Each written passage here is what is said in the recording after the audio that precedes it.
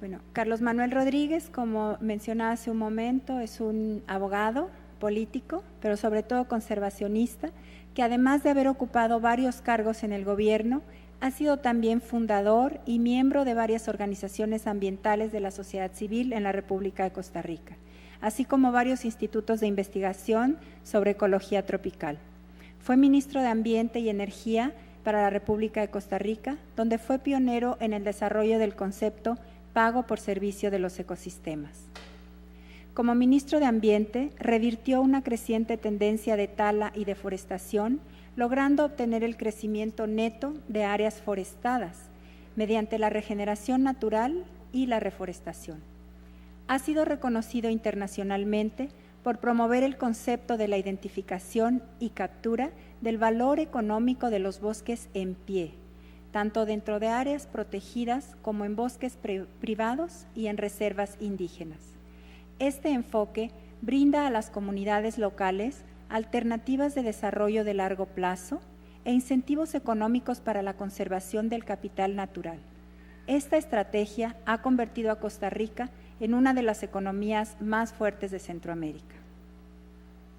Carlos Manuel Rodríguez fue clave en el establecimiento del Parque Marino Multinacional Las Baulas, así como en esfuerzos internacionales para la eliminación de redes de arrastre y otras prácticas de pesca no sostenibles. Como resultado de su pasión y trabajo duro, la conservación marina es ahora tema de primera importancia en la agenda de Costa Rica, motivo por el cual fue honrado como la primera persona en recibir el Global Ocean Conservation Award en el año de 2005. En 2006 recibió el primer premio anual Conservation Leadership Award, otorgado por la organización Blue Moon Fund, en reconocimiento a los significativos avances en conservación terrestre y marina logrados durante sus años de servicio en el gobierno de Costa Rica. Actualmente, como vicepresidente de Política de Conservación en Conservation International, Carlos Manuel Rodríguez tiene la responsabilidad a nivel global de desarrollar y dirigir una política sobre servicios de los ecosistemas y un plan global de financiamiento para la mitigación del cambio climático. Bienvenido otra vez, don Carlos Manuel Rodríguez. Adelante, por favor.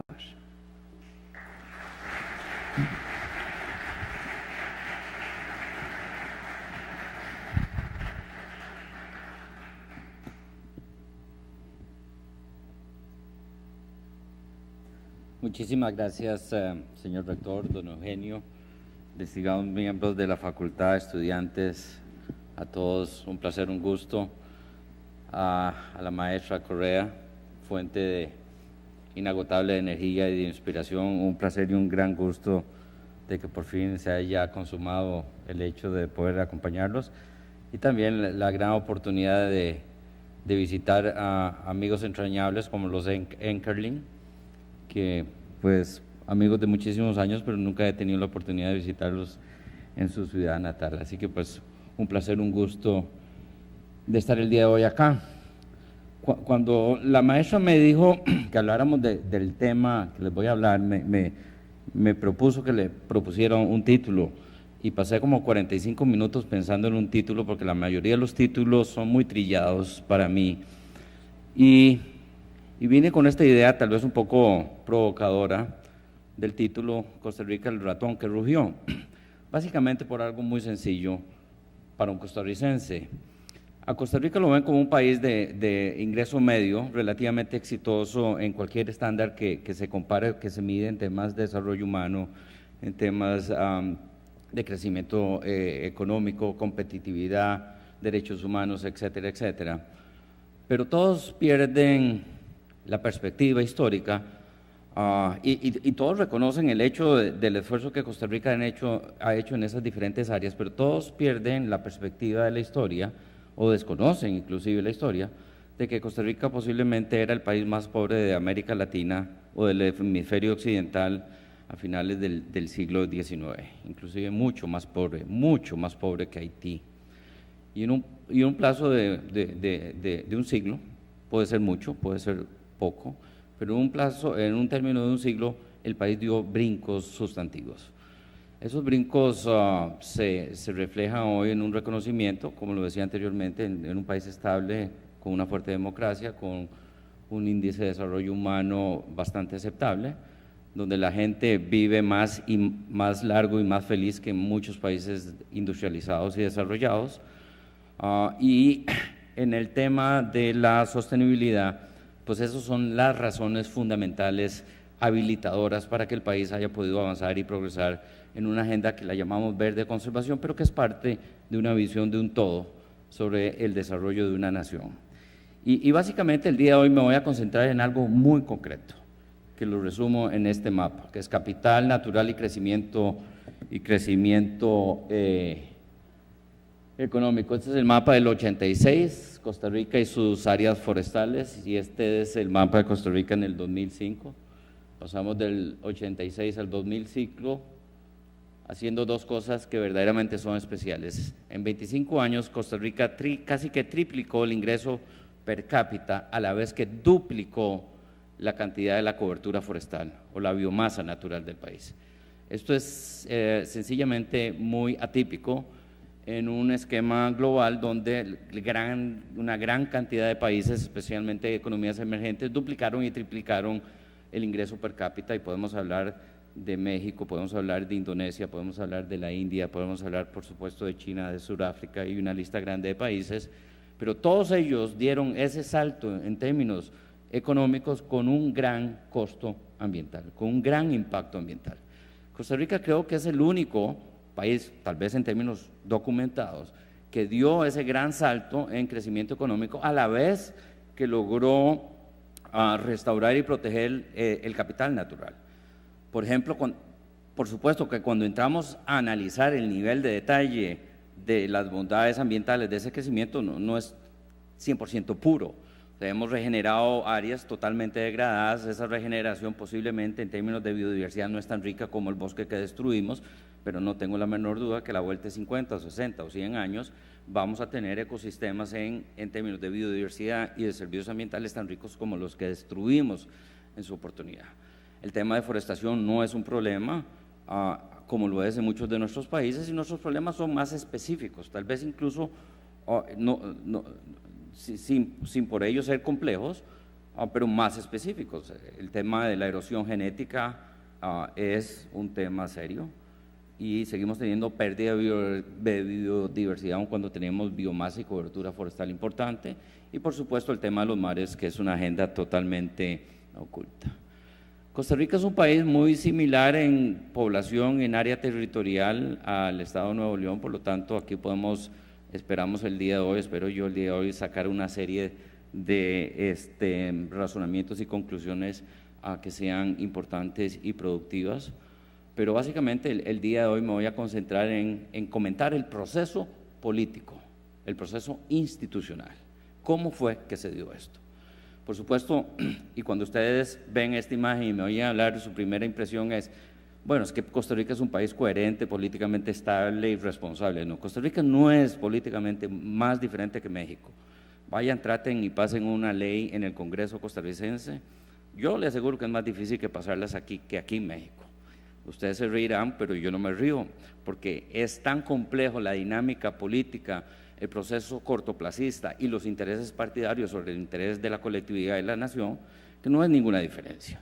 Pero entendimos cómo trabajar con el decisor político de corto plazo. El decisor político de corto plazo no es una persona irresponsable que solo piensa a corto plazo, es una persona que trabaja en un corto plazo porque esas son las reglas políticas que definimos. En México trabajan con un corto plazo de 6 años. Yo quisiera tener 6 años. En Costa Rica son 4 años. Y nadie puede pasar un plan de reforma estructural en cualquier sector en un proceso de 4 años, y hay que tratar de convertirlo en política de Estado, ligando con los vaivenes de la política gubernamental, que cada 4 años en Costa Rica o cada 6 años en México cambia. Y aquí se refleja un poquito ese proceso. Aquí vemos donde disminuyen los bosques y aumentan, y aquí vemos el ingreso per cápita. Aquí se dan la mano. Y esto es lo que tenemos básicamente, ese es el gran reto que tenemos todos los países del mundo, cómo conciliar el crecimiento con la protección del capital natural y que el crecimiento no se dé a costa del capital natural.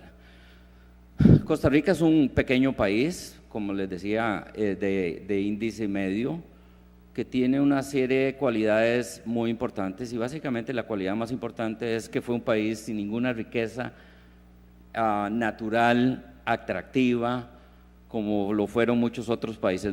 No éramos un país rico en recursos mineros, oro y plata, no éramos un país, eso era lo que creíamos, después nos dimos cuenta de otra realidad, no éramos un país rico en hidrocarburos y básicamente nuestra economía se basó en el sector agrícola.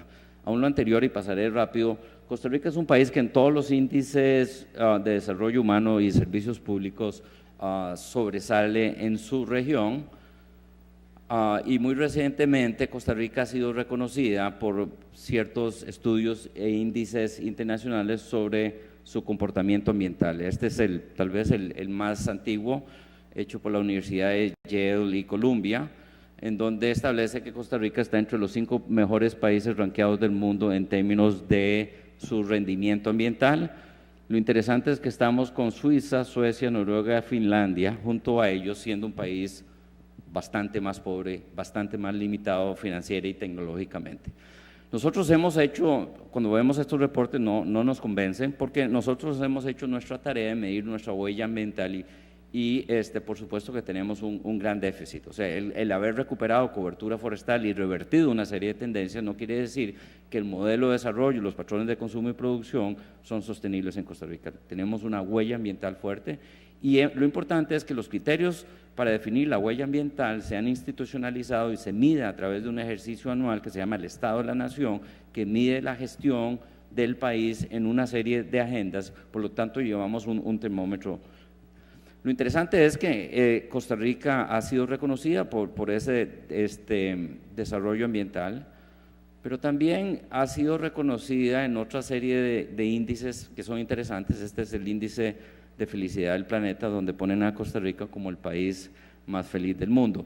Bueno, no es necesariamente el país más feliz del mundo. Aquí lo que estamos viendo es el índice, se llama el índice de felicidad del mundo, lo que mide la expectativa de vida, la satisfacción individual y la huella ambiental. La ventaja que tenemos es sobre la huella ambiental.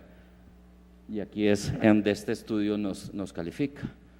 Esto no es aislado, esta situación ambiental, el tema de felicidad no es aislado a toda la inversión de más de 180 años que el gobierno, la sociedad ha hecho en nuestro recurso más valioso, que es el recurso humano. Y esto es algo que trabajamos el otro día con la gente del planeta. ¿Cuál economía es más eficiente? Si la norteamericana o la costarricense. En Costa Rica viven más años la gente y más felices que en los Estados Unidos con una menor huella ambiental. Aquí lo que hacemos es cuestionar el modelo de desarrollo, pero no solo el modelo de desarrollo, sino los criterios para determinar qué país es o no es exitoso. Eso es lo que llamamos más allá del Producto Interno Bruto. O sea, el rendimiento, el éxito de una sociedad, de un país, lo hemos limitado a una serie de variables económicas y Costa Rica empieza a determinar que pues la variable económica es importante, pero hay una serie de otras variables que son intangibles o han sido intangibles que tienen que ser analizadas en el contexto de un mundo con recursos finitos. Por lo tanto, nosotros hemos venido creando conciencia, generando indicadores y monitoreando la información relacionada a qué es el objetivo último que la sociedad costarricense apunta. Y sin duda sentimos que vamos bien en este sentido. Por el otro lado, vemos los países desarrollados o los países industrializados que cada vez que tienen un esquema de producción y consumo que es totalmente irracional y no solo cada vez tienen más per cápita, pero la información, la investigación nos indica que eso no necesariamente ha hecho a la gente más feliz, por el contrario. Si la felicidad es un fin último en la sociedad, pues debe estar claramente determinada en la política pública. Y por supuesto que esto es algo apenas que se empieza a desarrollar y a conversar, pero el ejercicio que se viene haciendo en Costa Rica y cómo esto viene incidiendo en el Plan Nacional de Desarrollo son cosas interesantes.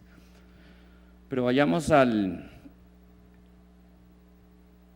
cómo esto ha impactado. Yo nada más saco este pequeño párrafo del Plan Nacional de Desarrollo. Nos tomó 45 años llegar a esto.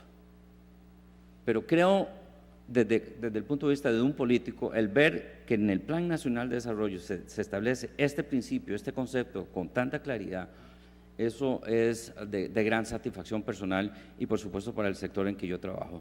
Costa Rica ha entendido que no puede haber desarrollo económico, que no puede haber bienestar humano si no tenemos ecosistemas saludables dándonos servicios ambientales de altísima calidad. Y que en ese sentido la política a corto plazo, el beneficio a corto plazo está siendo transformado en una visión de más largo plazo, haciendo que esto se constituya en un eje de la política de Estado, o sea, en el ADN del Estado, donde los gobiernos de turno, cada 4 años que vienen con su plan político, se ajustan a este proceso. Y creo que esto es tremendamente importante. Desgraciadamente, pasan eventos a nivel global que son de alta preocupación. En el año 2008 tuvimos esa gran crisis mundial y cuando yo hablaba con algunos colegas del sector financiero, con algunos ministros, ellos me hablaban de la crisis financiera del 2008 y a mí como que me entraba un temor y un escalofrío al ver a ministros de finanzas diciendo que lo que tuvimos fue una crisis en el año 2008, una crisis financiera global, una recesión. Para mí fue mucho, mucho más que eso, porque en el 2008 no solo tuvimos esa gran crisis financiera global, pero estábamos en medio de una crisis energética con los precios del barril del petróleo a 140, 150, tuvimos una crisis de precios de alimentos por las políticas de biocombustibles y como que la gente se ha acostumbrado a vivir con dos crisis que son tremendamente serias. Uno es la crisis humana, 2.5 billones de personas viviendo muy mal en el planeta, y la crisis de biodiversidad, donde pues nunca antes en la historia, no de la humanidad, sino del planeta, hemos perdido y estamos perdiendo especies tan rápido como ahora. Esta es la 6ª extinción masiva global desde que la Tierra es Tierra y es la más seria de todas. Y nuestros mayores decisores políticos, los ministros de finanzas, simplemente ven esto como una crisis financiera. Para mí fue el 2008 el año más importante en mi vida, donde yo empecé a alinear los planetas y a poner las cosas en perspectiva y yo dije, Santísima la Virgen, no podemos seguir, aquí hay que hacer un cambio estructural fundamental. Es como cuando uno cuando yo cumplí 50 años, hace 2 años, fui donde el doctor para que me hiciera un chequeo general y el doctor me dijo que todo estaba bien, pero yo me imagino que el 2008 es como cuando uno va a hacerse ese chequeo de 50 años y el doctor le dice, señor, usted tiene un problema cardíaco serio. De ahora en adelante, todos sus hábitos tienen que cambiar. Deje de tomar tequila, deje de fumar, deje de comer comida chatarra y deje de ir a bailar todas las noches. El planeta en el 2008 me dijo a mí que tenemos que dejar de fumar, de tomar, de comer comida chatarra y de bailar todas las noches. Pero los ministros de finanzas no lo vieron así.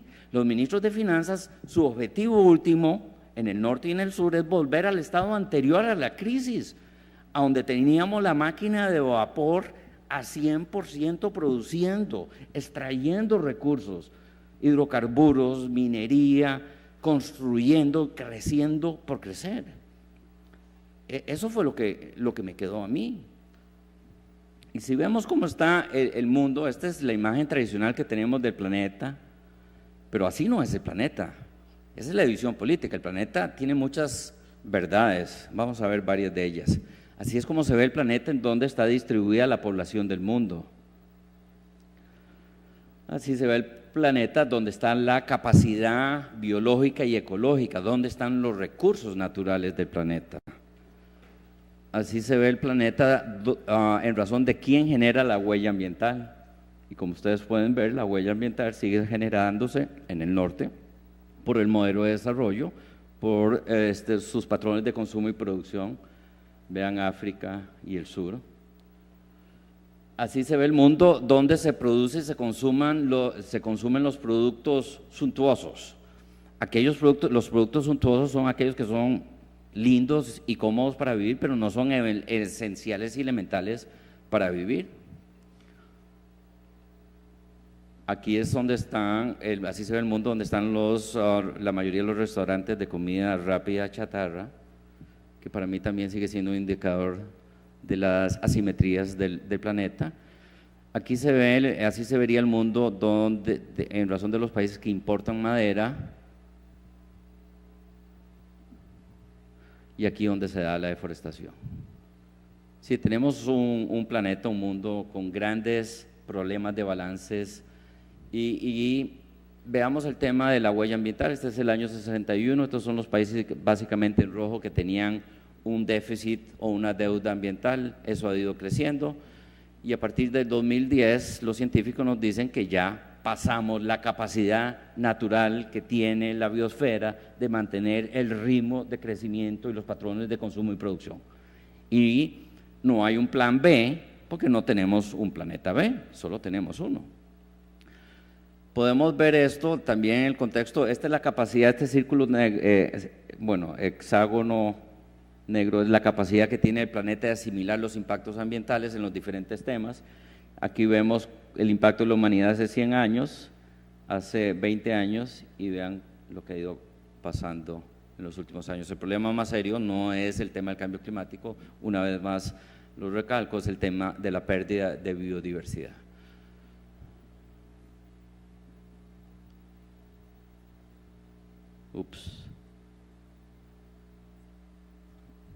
Lo interesante es que aún y cuando tenemos ese escenario, hace 2 años los países ante las Naciones Unidas, en el marco de la Convención de Cambio Climático, aprobamos en Nagoya lo que se llama las metas de Aichi. Las metas de Aichi, pues es el acuerdo político ambiental más ambicioso que la humanidad ha hecho, y que por supuesto se ensombrece tremendamente ante la falta de acuerdos internacionales en el marco de la Convención de Cambio Climático, pero esto fue lo que acordaron los países de los cuales somos miembros para el 2020. Ya tenemos la decisión política. El compromiso, la institucionalidad, los recursos y el procedimiento no está definido y está por definirse.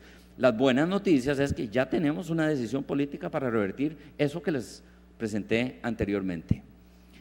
Y de eso vamos a conversar. Y este es el último gráfico de este sector, donde tenemos desarrollo humano, huella ambiental. Estos son todos los países del mundo. Todos los países del mundo deberían estar en este cuadrito de aquí, donde pues el desarrollo humano y la huella ambiental sea totalmente balanceada. Esta es la tarea que tenemos. Solo hay un país en el mundo en este momento que está en este cuadrito. A ver quién sabe cuál es ese país. No es Costa Rica, por supuesto. Ese país es Cuba. Cuba es un país que el índice de desarrollo humano, en razón de sus políticas públicas de salud, es súper bueno, y su huella ambiental es muy baja. Por lo tanto, Cuba sí califica en este estándar de estos criterios de sostenibilidad. Desgraciadamente no se ha dado porque Cuba lo ha planificado estar ahí, y se da por una serie de razones que pues nos ponen en duda de que Cuba pueda seguir estando en ese sector. Posiblemente Cuba está aspirando a otros objetivos, y esos objetivos implican salir de ese cuadro, así que nuestro único país que está estrictamente en un criterio de sostenibilidad posiblemente vaya a salir de la sostenibilidad. Ante este panorama, nosotros,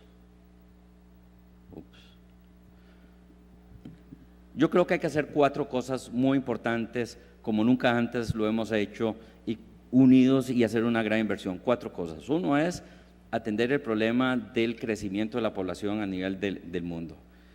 El año pasado pasamos a ser 7 billones de personas, y lo interesante es que esas 7 billones de personas están creciendo en países pobres, en países que no tienen los recursos, los medios, la educación, la infraestructura para satisfacer las demandas de prosperidad y bienestar que esos nuevos habitantes quieren.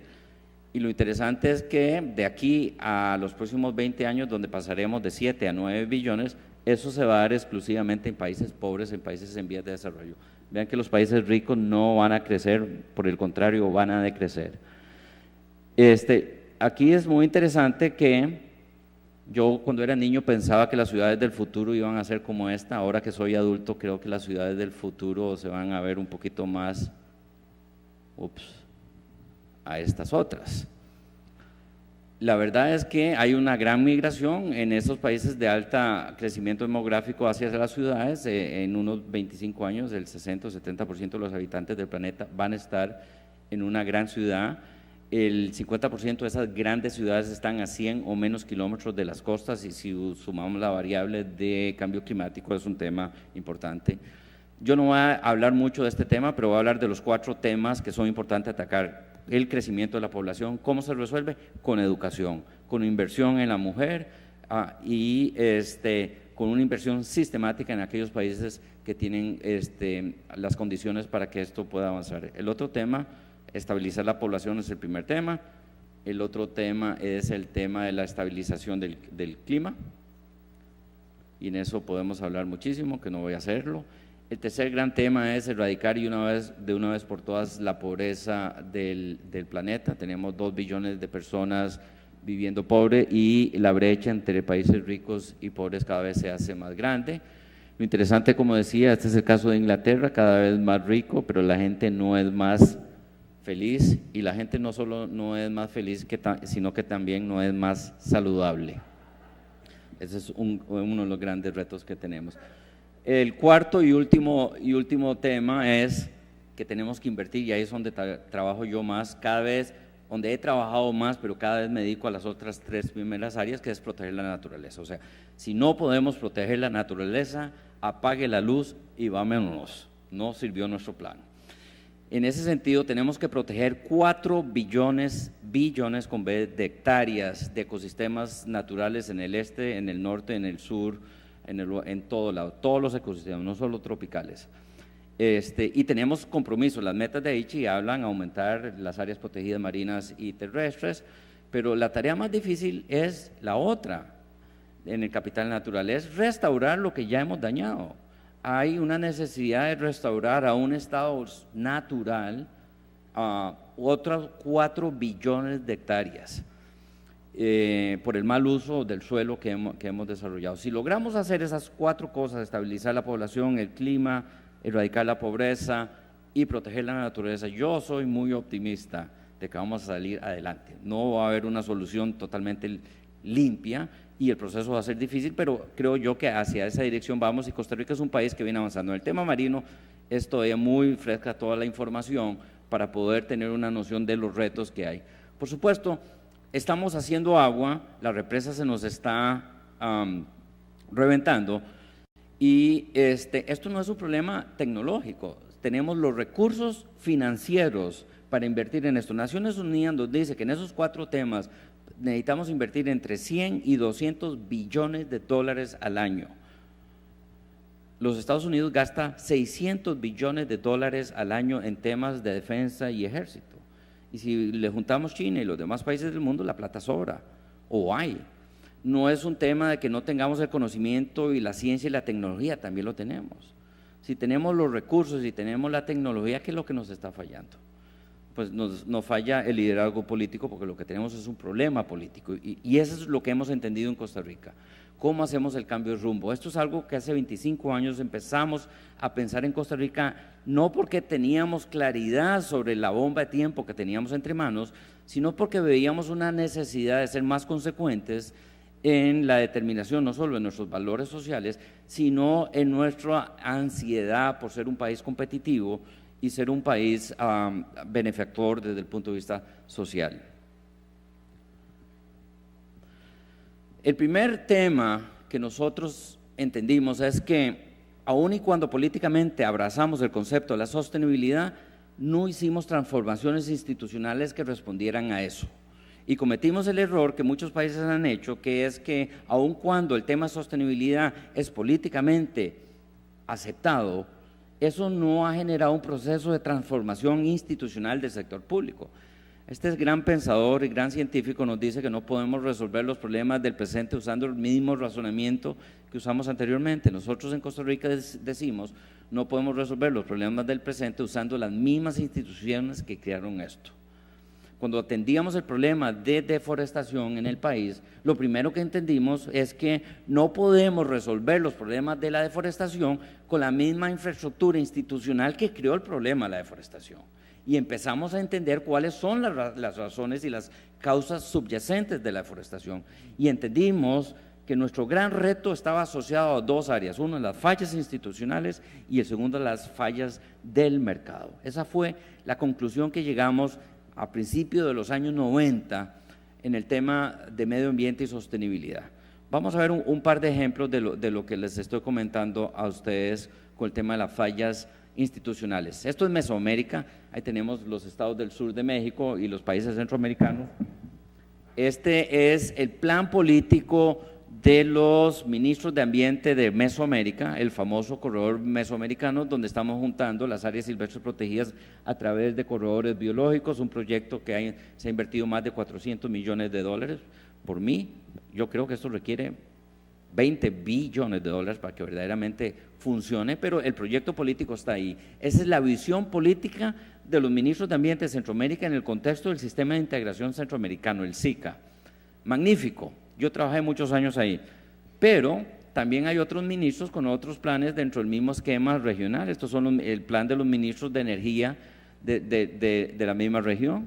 Estos son plantas hidroeléctricas, tendidos eléctricos, plantas térmicas, etcétera, etcétera, etcétera. Este es el plan de los ministros de infraestructura de Centroamérica, carreteras, puertos, aeropuertos y todo lo demás, y este es el desarrollo urbano. Cuando yo hice esta presentación la primera vez y estaba con estas filminas, uno de mis hijos me dijo, pero ¿qué son todos esos mapas? Y yo le dije, esos son los planes políticos de los ministros de Centroamérica. Y mi hijo de 15 años me dijo, pero todos quieren hacer lo mismo en el mismo territorio. Sí, eficientemente. O sea, tenemos el problema institucional radica en el hecho de que planificamos de manera sectorial y trabajamos aisladamente unos de otros. Y los procesos políticos se dan a nivel regional o a nivel gubernamental. El ministro de Agricultura no habla con el ministro de Ambiente, el ministro de Energía tiene su plan y impone el plan a los otros ministros por las razones que les voy a explicar. Este es un ejemplo a nivel regional. Aquí no hay un complemento, no hay una coherencia ni una coexistencia política de los planes, y este es el contexto que tenemos a nivel de nuestras regiones. Por supuesto, los ministros de Ambiente están pintados en la pared ante esta circunstancia. Yo fui ministro de Ambiente y en Costa Rica hicimos algo muy diferente ante el entendimiento. Bueno, vamos a ver el otro ejemplo muy rápidamente, que es el caso de Guatemala, Laguna del Tigre, 1 millón, bueno, el Petén, más de 1 millón y pico de hectáreas de áreas silvestres protegidas. En los años 90 se hizo un gran trabajo con la Comisión de Áreas Protegidas allá. A final de los años 90, la caña de azúcar desplaza del Pacífico la ganadería hacia otro lado. El ministro de Agricultura en Guatemala dice, ¿dónde vamos a pasar las vacas si la caña de azúcar es más rentable en las áreas ganaderas anteriormente? El ministro de Agricultura dijo, tengo una gran idea, ¿por qué no pasamos todas esas vacas al Petén, que ahí no hay nada, solo bosques improductivos? Y había un director de áreas protegidas que dijo, no, ahí hemos invertido $40 millones en áreas protegidas, no se puede. A ese señor lo despidieron al día siguiente y pasaron legislación donde promovieron a través de todo tipo de incentivos la ganadería de la costa pacífica hacia el Petén, pasando por encima a un esfuerzo que el mismo gobierno de Guatemala estaba haciendo en proteger biodiversidad. Pero a la vez que pasaba esto, el ministro de Energía de Guatemala descubrió petróleo en un parque nacional, Laguna del Tigre. El director del área protegida dijo, no se puede hacer petróleo ahí, y por supuesto el señor no duró muchos días. Se desarrolló esta inversión petrolera en el área protegida, se permitieron un camino de acceso al área protegida, a los pozos, se regularon y se establecieron salvaguardas para que no hubiera ningún problema ni daño ambiental. Esto es 1990 y vean lo que pasó para 10 años después, la deforestación. En el Parque Nacional Laguna del Tigre, el más grande, más importante para mí de Centroamérica, esto es una imagen de 2005, incendios forestales en el Petén. Esas son las áreas protegidas de Guatemala y eso es producto de esa falla institucional. Inclusive hay una falla de mercado muy interesante. Todas estas áreas con bosque y áreas protegidas se queman porque no producen bienestar ni crecimiento económico a los pobladores y al gobierno de Guatemala. Y por eso es que se están deforestando. Pero vean este parque nacional, Tikal, ahí no hay un solo incendio. ¿Notan eso? Eso es porque ahí el mercado sí funciona. ¿Por qué? Porque el Parque Nacional Petén, Tikal, genera $200 millones a través de turismo a la economía local. Ahí el mercado sí está funcionando. ¿Por qué ahí sí funciona y en el resto no? Bueno, esas son las preguntas que los guatemaltecos se vienen haciendo. Esta es la proyección que se tiene de deforestación en el Petén. Lo interesante es que las regalías por petróleo al año 2003 eran $200 millones y el costo ambiental de esa deforestación fueron $2.000 millones. Ese es el mal negocio. Ahí lo que falló fueron las instituciones, el proceso político. Yo fui ministro de Ambiente y en Costa Rica hicimos algo muy interesante hace muchos años, que el ministro de Ambiente es un ministro de Ambiente, Energía, Minería y Aguas. Allá el ministro de Ambiente no tiene un ministro de Minería o de Energía con quien pelear. Es una sola institución, es solo una persona y hay una sola política de Estado. En Costa Rica no hay ni minería ni petróleo en áreas protegidas, como en Guatemala o en el Perú o en Venezuela o en Brasil o en Indonesia o en Gabón o en Congo o en República Democrática del Congo. En Costa Rica no hay minería ni petróleo en áreas privadas con bosque y recientemente el país tomó la decisión de prohibir toda actividad petrolera, de hidrocarburos y minería en el país entero. Esto producto de un largo proceso político donde al final de cuentas la sociedad costarricense pone un valor más alto a la conservación, al tema de biodiversidad que a las actividades extractivas, no por una cuestión moralista o pasional o emocional, sino porque el ecoturismo, el pago de servicios ambientales y otra serie de beneficios asociados a la conservación y el manejo racional de los bosques genera $2.2 billones al año en el país. Entonces hay una gran falla de las instituciones en Costa Rica. Al crear el Ministerio de Ambiente, Energía, Minería y Aguas, el ministro se convierte en una persona fuerte políticamente y tiene la capacidad real de ejercer una rectoría sobre los recursos naturales donde no hay otros que compiten con otras agendas más irracionales o más de corto plazo. Cuando hicimos el Ministerio de Ambiente y Energía, el 50% de la energía en Costa Rica se generaba con combustibles fósiles y el 50% con renovables. 20 años después, hoy, el 93% de la energía eléctrica en Costa Rica se genera con fuentes renovables, el agua, la fuerza de los volcanes y el viento. Hemos ido avanzando, hay una propuesta para hacer 100% renovable. Yo no creo que eso sea posible, pero ahí se apunta. El gobierno anterior se comprometió en convertir Costa Rica para el año 2021 en el primer país carbono neutral de la región. Bueno, tenemos una agenda muy grande en el sector de transporte porque el transporte usa combustible fósil y nosotros pasar de combustible fósil a electrificar el transporte público cuesta $7 billones que no tenemos y que ninguno de los países responsables de la deuda climática quiere pagar para que países como Costa Rica avancen en este tema. O sea, el tema de financiamiento no va a venir por la Convención de Cambio Climático y estamos con ese problema. Pero esa transformación institucional nos dio esa gran ventaja. Yo cuando vengo a México y veo a Zagarpa y veo a Servanat, me recuerda muchísimo cómo era en Costa Rica. Y creo que no necesariamente tienen que hacer lo que hicimos en Costa Rica. Lo que sí creo necesario es una visión del paisaje más integral. Otra cosa importante que hicimos en Costa Rica fue que teníamos un servicio forestal, un servicio de áreas protegidas y un servicio de vida silvestre. 3 instituciones en el Ministerio del Ambiente trabajando con vida silvestre, recursos naturales y temas forestales en el mismo lugar en el paisaje. Y un día dijimos, no más, y destruimos las 3 y construimos una sola. Sistema Nacional de Áreas de Conservación. Solo una institución tiene la responsabilidad de la agenda verde en todo el paisaje. Cuando hicimos eso, rompimos una serie de problemas, barreras y vallas entre la visión del forestal y la visión del guardaparque y de este y del otro. Inmediatamente eso nos abrió la puerta con el otro gran socio potencial en el paisaje rural, el Ministerio de Agricultura.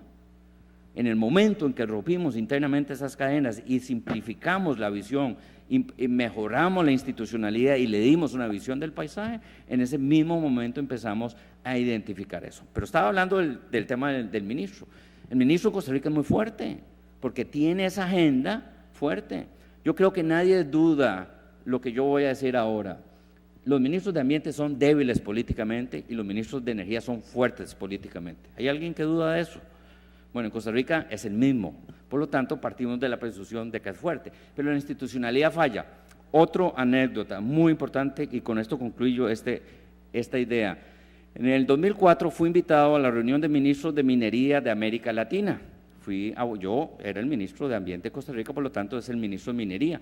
Fui a Buenos Aires y llegué a ese lugar tan bonito, un hotel muy, muy fino, muy lindo, y estaban los grandes señorones, ministros de Minería de América Latina, íbamos a estar 3 días a discutir temas de interés común.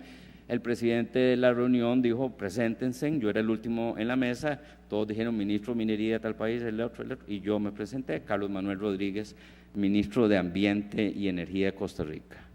Todos me volvieron a ver, hubo un silencio que parecía una vela, y el presidente, después de tomar un poquito de agua, me dijo, señor ministro, le temo decir que se equivocó de reunión, esta es una reunión de ministros de minería. Y yo le dije, no estoy equivocado.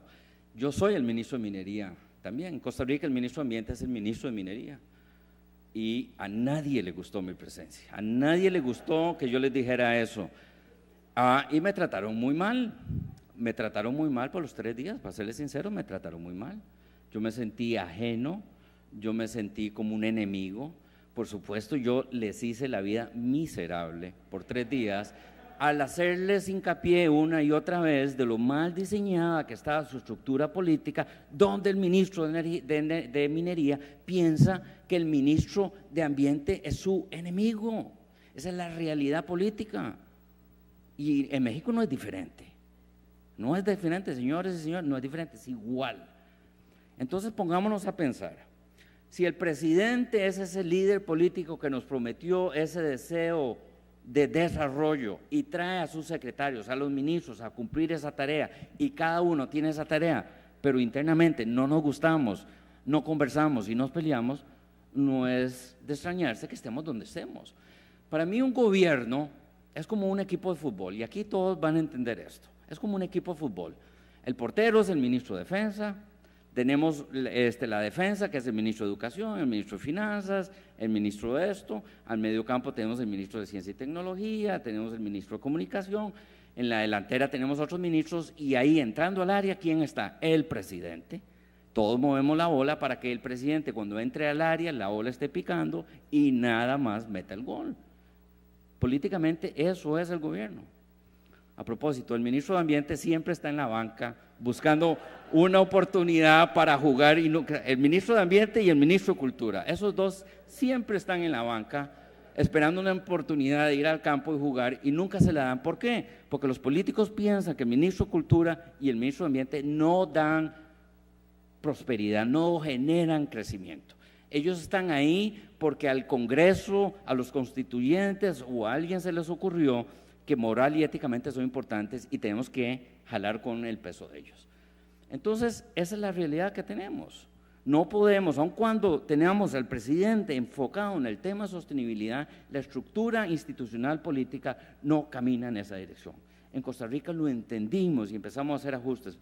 México, yo creo que lo que requiere es un diálogo y decir, bueno, hemos llegado hasta aquí, ¿cómo vamos a integrarnos en el mar? ¿Cómo vamos a integrarnos en el paisaje? En los temas de sostenibilidad. Yo sinceramente creo que nuestros países requieren grandes transformaciones institucionales, y por supuesto las fallas del mercado son tremendas. Esa es la primera gran limitación. Después de los 4 temas que hacemos, la primera gran limitación es la institucional, y después está la del mercado. El mercado no contabiliza, y perdón por tener algunas láminas en inglés, no contabiliza los beneficios que la naturaleza nos da.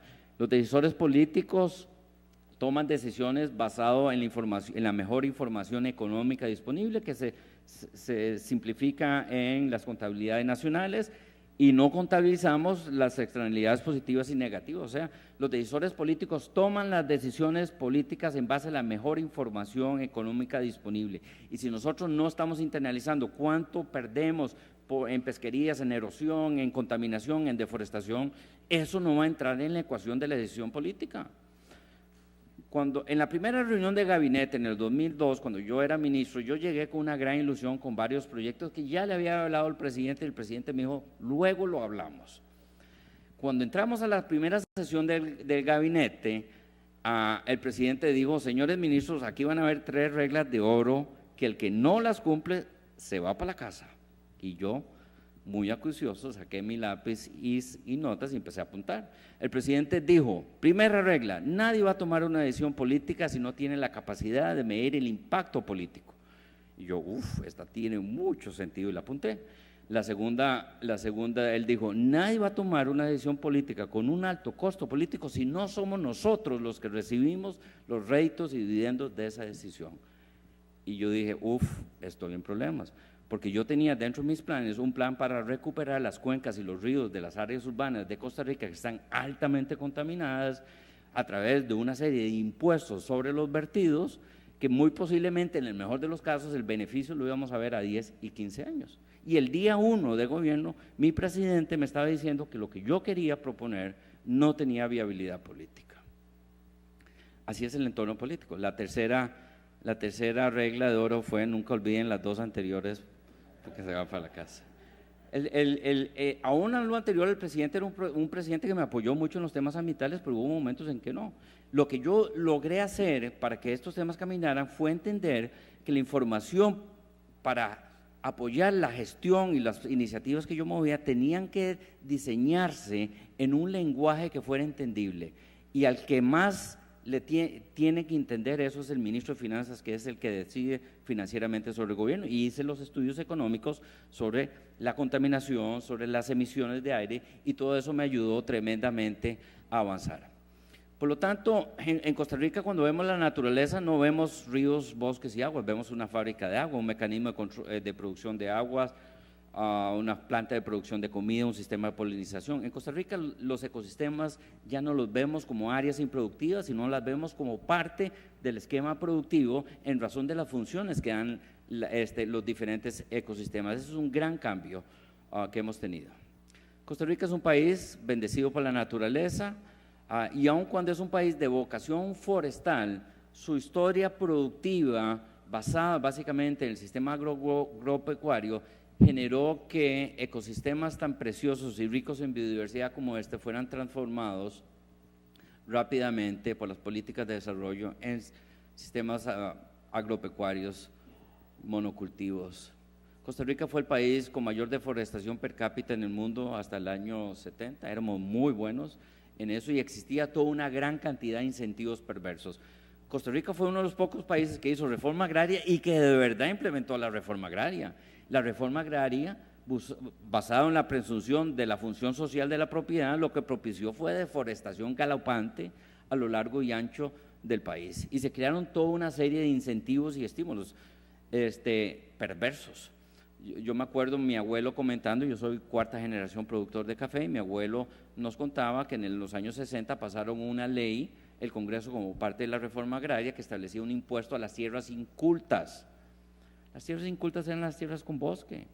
Costa Rica, por lo tanto, fue el campeón de la deforestación, y desafortunadamente la conservación no era visto como un eje del desarrollo, ni mucho menos, y tuvimos una serie de problemas como estos o retos que están aquí mencionados, sobre todo lo difícil de asignar valor monetario a los servicios ecológicos, y los beneficios de corto plazo siempre desplazaban el valor de la conservación a largo plazo. ¿Cómo rompíamos con ese círculo vicioso? Esto fue lo que hicimos en el año 40, 75% con bosque, y lo deforestamos todo. Todas las políticas, la institucionalidad estaba orientada a fomentar las actividades agropecuarias. Esto le llamamos el striptease de Costa Rica, porque Costa Rica perdió toda la cobertura forestal y perdió todo el pudor ambiental, y quedamos para el año 87 con básicamente el 21% de cobertura forestal, producto de todas esas políticas que promovían las actividades agropecuarias. Empezamos en el año 71 con las primeras áreas protegidas, las primeras políticas. Los primeros incentivos fueron del 79 hasta el 86, es lo que yo llamo la primera generación de incentivos forestales, muy parecido a lo que México y muchos otros países tienen actualmente, que lo que han sido son una serie de incentivos que el gobierno federal, el gobierno nacional da, y que busca la reforestación y la conservación. Eso cumple una función, pero al final no atina al objetivo principal, y nosotros entendimos que la deforestación, al final de cuentas, es una combinación de todos esos incentivos perversos, pero sobre todo por una razón muy sencilla, y es que la gente deforesta porque es más rentable tener agricultura, ganadería intensiva o de subsistencia que tener bosque, porque el bosque no da ningún beneficio. Y aun y cuando los bosques son grandes generadores de beneficios, esos son colectivos y no están identificados con derechos de propiedad y no son compensados. Por lo tanto, hay grandes fallas en el mercado y en el año 95 empezamos un proceso muy importante. Hicimos dos cosas fundamentales. Uno, se elimina el cambio de uso de tierras con cobertura forestal. En Costa Rica, desde el año 96 que pasó la ley, es prohibido el cambio de uso de suelo. Nadie, absolutamente nadie, tiene la posibilidad legal de cambiar el uso del suelo. Eso es, entiéndase, deforestar. En la gran mayoría de los países, la deforestación es un acto legal, que se da ilegalmente porque alguien no fue y pidió el permiso, pero normalmente el cambio de uso del suelo, la deforestación es legal, aun cuando todos sabemos que genera una gran cantidad de perjuicios. Lo segundamente importante es que se creó una nueva política, lo que yo llamo la segunda generación de incentivos forestales, donde a la gente se le empezó a pagar por los servicios ambientales que prestan los bosques, por el carbono, por el agua, por la belleza escénica. La ley forestal establece esto. Estos son los 4 servicios ambientales que se empezaron a pagar en el año 96 y la idea es crear un mecanismo de mercado que reconociera los beneficios que dan las plantaciones forestales y los dueños de bosques y empezamos a pagar, hicimos varios estudios de los valores. El pago de servicios ambientales es una transacción entre privados que generan, el que genera el servicio ambiental y quien lo recibe. ¿Y cómo funciona eso? Vamos a verlo aquí.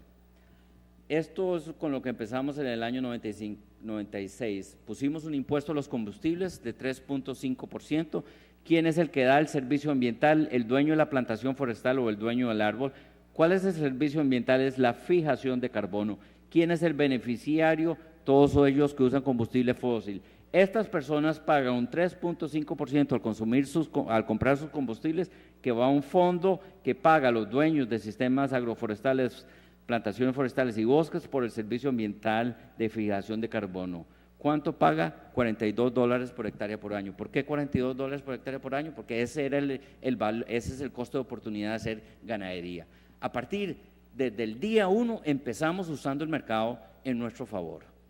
Y así es como hemos funcionado. Esto genera alrededor de 12 millones de dólares y así empezamos en el año 97. En ese mismo momento nos dimos cuenta del gran potencial que tenía este esquema de incentivos y establecimos un proyecto que se llama Ecomercados, muy ambicioso, de 50 millones de dólares. Aquí hay toda una historia política que otro día con una taza de café con mucho gusto le explico, de varias lecciones políticas interesantes de cómo generar la información para que los decisores políticos entiendan el sentido que tiene la inversión en los temas forestales. Pero lo interesante recalcar de este proyecto de Ecomercados es que teníamos objetivos muy claramente determinados y uno de ellos era, vamos a echar para atrás aquí, el ministro de Finanzas, este proyecto requería un financiamiento del Banco Mundial de 32 millones de dólares. Yo era el viceministro de Ambiente en aquel entonces, en el año 99, y fui donde el ministro de Finanzas y me pidió, y yo le pedí el favor de que nos endeudáramos con el Banco Mundial por 32 millones de dólares, y él, al igual que muchos de ustedes hoy día, se sonrió cuando yo le fui a pedir 32 millones de dólares de un empréstito. Voy a contar la anécdota rápido porque tiene mucho sentido.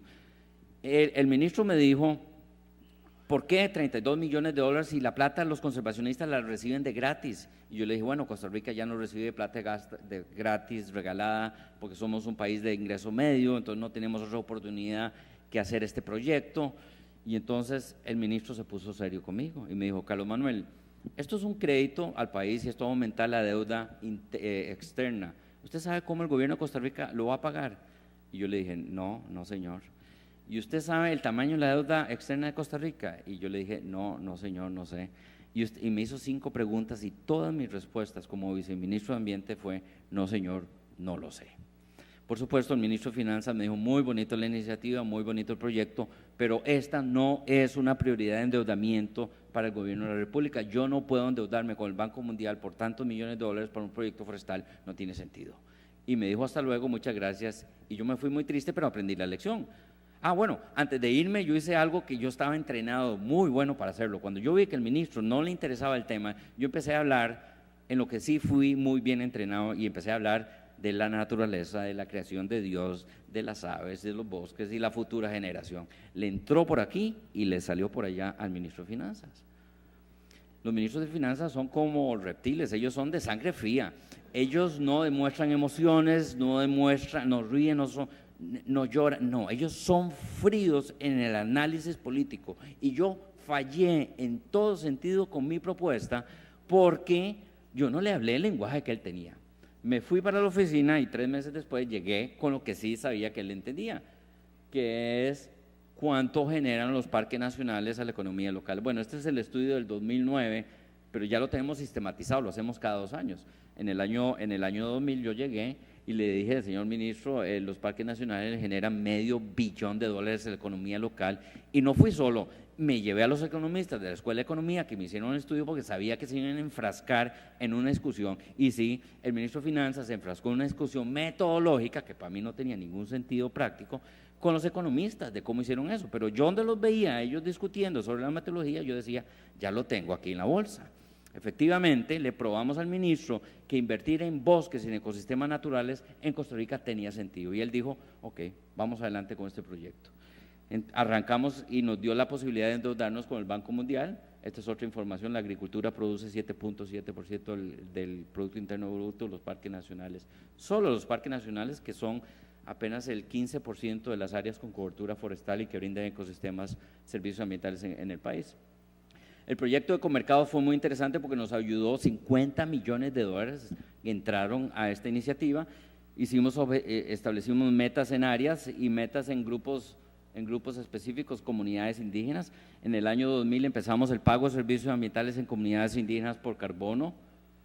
En estas son las comunidades indígenas de Costa Rica. Voy a hablar de esta nada más, Taini, en la costa caribeña de Costa Rica. Esta es, bosques tropicales muy húmedos de bajura. Y empezamos un programa que ha sido muy exitoso. Ahí estoy yo como ministro de Ambiente, y aquí en la mesa tenía un cheque por $52,000. Ese era el año 3 del proyecto. Todos los años nosotros íbamos invirtiendo en el pago de servicios ambientales por conservación de bosque y restauración, sistemas agroforestales, comunidades indígenas y campesinas, pero solo voy a hablar de comunidades indígenas. $52,000. Y por supuesto estaba toda la comunidad en el acto público, estaba el ministro, pero el ministro tenía plata para nosotros. Yo les dije, antes de darles ese cheque, ¿por qué no me cuenta qué hicieron con la plata que les pagamos el año anterior? Yo tenía cierta curiosidad y ellos me dijeron, señor ministro, si quiere caminar un poquito más, lo llevamos a ver cosas. Ya habíamos caminado varias horas para llegar ahí. Ellos me enseñaron 52 casas nuevas que hicieron, una escuela nueva, un acueducto nuevo y un camino de ingreso nuevo. Cuando yo tomé esta foto de los niños de esa comunidad, yo estaba pensando, qué increíble, diseñamos un instrumento para preservar bosques, preservar biodiversidad en razón de que el mercado falla y que el bosque pero al final de cuentas, lo que estamos generando es un impacto social importante. Ese día, todo el equipo que andábamos allá empezamos a pensar, esto tiene una trascendencia más allá de lo ambiental, esto es desarrollo rural. Aquí nosotros tenemos que ver el impacto social que esto tiene. Y estas son las comunidades indígenas en verde, y en rojo las áreas que están siendo pagadas por carbono. Anualmente ponemos $4 millones en comunidades indígenas por servicios ambientales de carbono. $4 millones en comunidades indígenas se ha convertido al día de hoy el ingreso más importante de las comunidades indígenas en el país. El tema de carbono desplazó al plátano y a otras actividades agrícolas como las fuentes principales de ingreso de las comunidades indígenas. En esta comunidad pasó algo sumamente singular. Yo la visité hace un año y les pregunté lo mismo, ¿en qué invierten la plata? Y me dijeron, don Carlos, viera lo que hicimos. Fuimos a San José, la capital, y contratamos a la firma de abogados Facio y Cañas. Facio y Cañas es la más reconocida y la más caro. Y yo dije, Facio y Cañas, ¿para qué? Porque los hemos contratado para recuperar tierras ancestrales de nuestra etnia. Ellos, con la plata del carbono, han ido recuperando el dominio de sus tierras originales, y me pareció una magnífica inversión. Esos son los beneficios que este esquema ha venido dando. Por lo tanto, si ponemos las áreas de menor desarrollo humano y las áreas con bosque, y donde estamos pagando los servicios ambientales, empezamos a combinar información y rápidamente estamos entendiendo que estamos contribuyendo en alivio de pobreza. El pago de servicios ambientales al día de hoy está poniendo 29 millones de dólares en zonas rurales de Costa Rica. Hay 8,000 beneficiarios, eso es 10% del país. Eso es carbono, pero en el año 2004 empezamos con agua, y en agua empezamos a desarrollar toda la información y el esquema de pago de servicios ambientales por agua, y aquí iré relativamente rápido. Y lo que hicimos es que en Costa Rica hay una gran cantidad de usuarios de agua. Todos los usuarios de agua tienen que tener una concesión. ¿Quién da la concesión? El Ministerio del Ambiente, es el Ministerio del Agua. Eso nos facilitó tremendamente otra vez el marco institucional. Lo que hicimos fue hacer estudios económicos para establecer cuál es el valor del agua, y hicimos ajustes en las concesiones. No voy a comentar los detalles, de aquí a esto. Esto significa que el fondo de agua pasó de $250,000 a $10 millones, y esos $10 millones en su mayoría se van a invertir, bueno, un 50% en el fortalecimiento del Departamento de Aguas, pero dos cosas interesantes. De esos $10 millones que se van a convertir en $20 millones en los próximos 5 años, un 25% va al pago de servicios ambientales a propietarios privados por producción de agua, propietarios privados de sistemas agroforestales, café con sombra, ganadería con cercas vivas, bosque y plantaciones forestales, pero más importante aún, los parques nacionales empiezan a ser pagados por el agua que producen. La mayoría de los parques nacionales en Costa Rica están en la parte media y alta de las cuencas, y siempre tenemos un problema financiero. Bajo el esquema del pago de servicios ambientales hídrico, vamos a aumentar en 50% el presupuesto de las áreas protegidas sin tener que ir a rogarle y de ir de rodillas al ministro de Finanzas y pedirle la plata para ello, a través de un mecanismo que el mismo ministro nos aplaude por lo innovador que significa el esquema. Y teníamos muchísima información de dónde están las concesiones, dónde están las fuentes de agua. Tenemos las cuencas, miles de informaciones de dónde está todo. Terminamos con este gran mapa, que este es el área de las prioridades hídricas del país. Ahí es donde vamos a establecer el mecanismo de pago de servicios ambientales. Eso nos va a garantizar que vamos a ser mucho más resilientes a la vulnerabilidad del cambio climático en el sector hídrico, y que podemos seguir proyectando crecimiento urbano y producción energética a través del agua. Pero también nos dimos cuenta que el pago de servicios ambientales no solamente puede ser una herramienta para las plantaciones forestales, sino también, y los bosques, sino también para el desarrollo rural. Acuérdense que ya nosotros estábamos tocando la puerta del Ministerio de Agricultura para trabajar en conjunto con el sector agrícola en un esquema más racional del paisaje. Hicimos varios estudios, por ejemplo de fragmentos, para saber qué tanta biodiversidad y qué riqueza es la biodiversidad en el paisaje productivo, especialmente en fincas ganaderas. Y encontramos una riqueza invaluable de información, pero nuestra gran conclusión es que las rojas son áreas ganaderas, y en azul el parque nacional más cercano, y estas son las diferentes especies. Y vimos que una gran cantidad de especies que consideramos exclusivamente en un parque nacional estaban usando el paisaje productivo, y que en la medida en que nosotros pudiéramos integrar y mejorar el paisaje productivo con el pago de servicios ambientales, podríamos tener una oportunidad de trabajar más de cerca con el sector productivo, y que el sector productivo se convirtiera más verde. Y desarrollamos un programa de pago de servicios ambientales en sistemas silvopastoriles como un experimento. Hicimos un proyecto GEF, hicimos un índice por los diferentes usos de suelo, y el índice medía carbono y biodiversidad, y nosotros pagábamos en razón de esto. Vean dos ejemplos. Esto es una finca ganadera de 75 hectáreas con cercas muertas, cuando el proyecto lo busca es transformar la cerca muerta en cerca viva. Ese era el planteamiento, la transformación de la finca, del fondo. Ahora véanlo en la realidad. Esta es una propiedad, y eso es lo que pasó 12 años después. No cambiamos la actividad productiva, enriquecimos las condiciones de manejo, Y aquí todos ganaron. El campesino ganó porque mejoramos pasturas y mejoramos productividad y tuvo mejor ingreso. Las vacas ganaron porque las vacas les gusta ramonear y les gusta la sombra y están más felices y producen más. Y la biodiversidad ganó porque se restauró el hábitat. Esto fue un magnífico ejemplo cómo el pago de servicios ambientales empezó a desarrollar una serie de posibilidades de converger la agenda agrícola y la agenda ambiental, pero no solo eso, sino que esto fue el mejor ejemplo de cómo Costa Rica cumple con la Convención de Biodiversidad, la de Cambio Climático y la de desertificación y las metas de Aichi. Me quedan como 3 minutos y voy a empezar a concluir.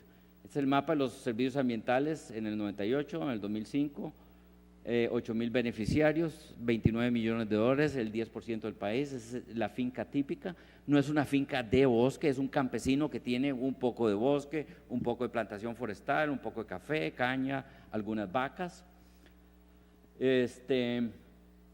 Los números que tenemos, hemos invertido 180 millones de dólares, el presupuesto 2011 30 millones de dólares, 8,000 beneficiarios, el pago por agua y carbono en estos momentos anda alrededor de $78 por hectárea por año. Y si hablamos de una serie de prioridades, o sea, los vacíos de conservación, es una prioridad para nosotros en el pago de servicios ambientales. Empezamos a pagar en aquellas áreas que no están protegidas. Usamos también los corredores. Aquí están las áreas protegidas son estas, los corredores son estas, entonces los corredores son una prioridad para nosotros en el pago de servicios ambientales y tenemos una gran cantidad de otros proyectos. Por lo tanto, el pago de servicios ambientales se mueve hacia una herramienta de desarrollo rural donde el Ministerio de Ambiente y Agricultura empiezan a hablar, a dialogar, a colaborar, pero sobre todo a planificar en conjunto. 3 minutos y termino. Acuérdense de esta lámina, 87-21% cobertura forestal, quitando los incentivos perversos, creando incentivos positivos, transformando la institucionalidad, pudimos revertir el proceso de deforestación. Creo que no tengo la del 2010, pero estamos en alrededor de 52% cobertura forestal. Esta es la zona ganadera más intensa del país. Vean qué interesante, del 86 al 2000 transformamos y la cantidad de vacas siguen siendo las mismas.